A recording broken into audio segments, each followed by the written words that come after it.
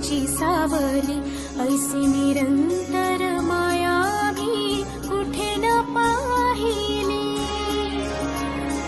आनंदाचे दान दे, संकटात धाव घे, सारी सुमने श्वासांची स्वामी चरणी वाहिली.